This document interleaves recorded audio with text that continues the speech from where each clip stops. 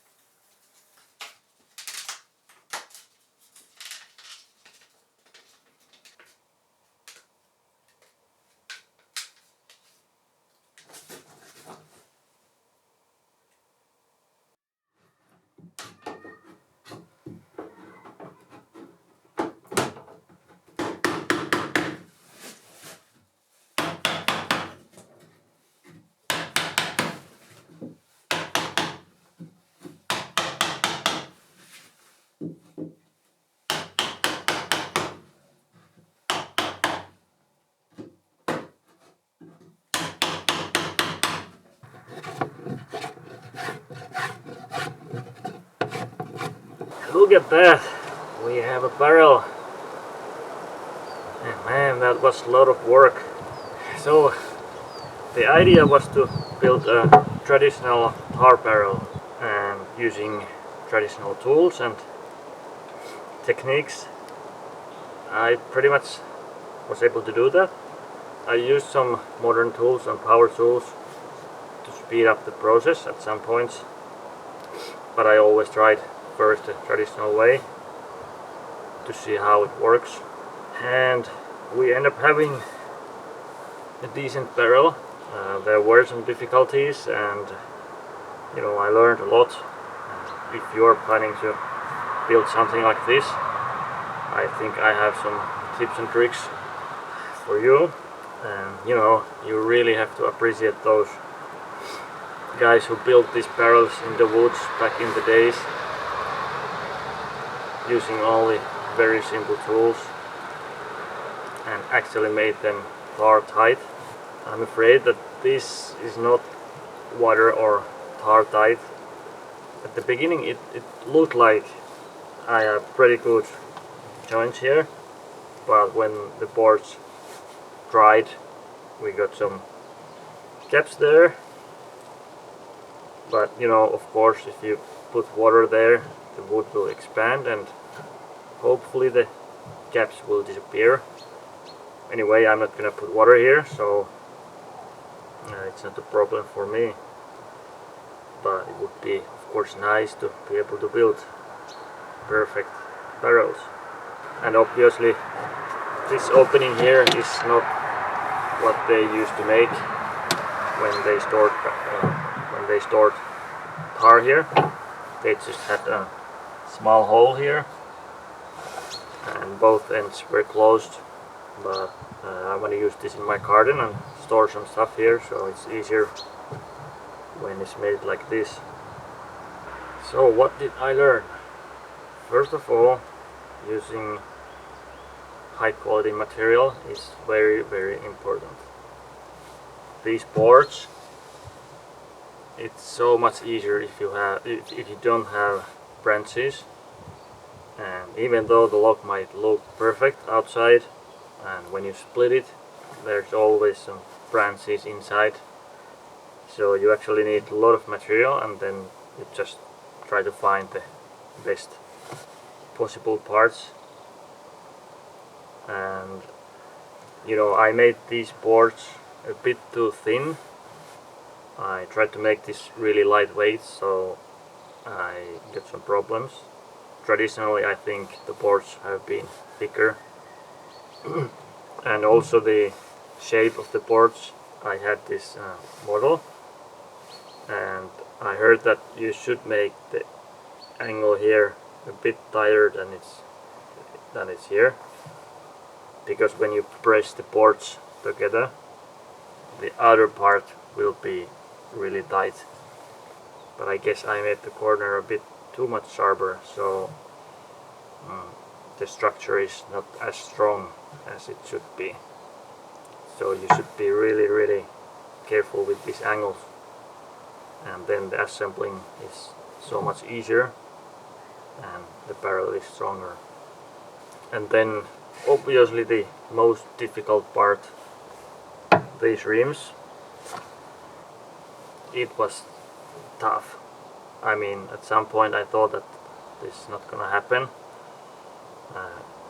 Even though I tried to steam these for 1 or 2 hours, I got quite many cracks and problems there.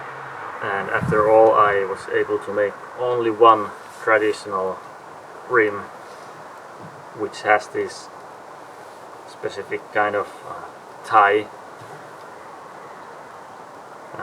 and that's because this was the best wood I had, and then I made it so thin that I was able to bend it easier than the other ones.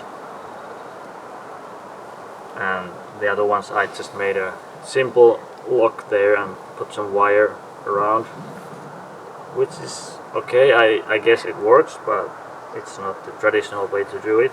So if you really want to make these kind of rims, you should have perfect material. But you know, it's really beautiful anyway, and you always need some barrels in your garden. And probably I should make a couple more of these now, as I know how to make them and I have all the tools. So thanks for watching again, and hope you learned something. So see you in the next video.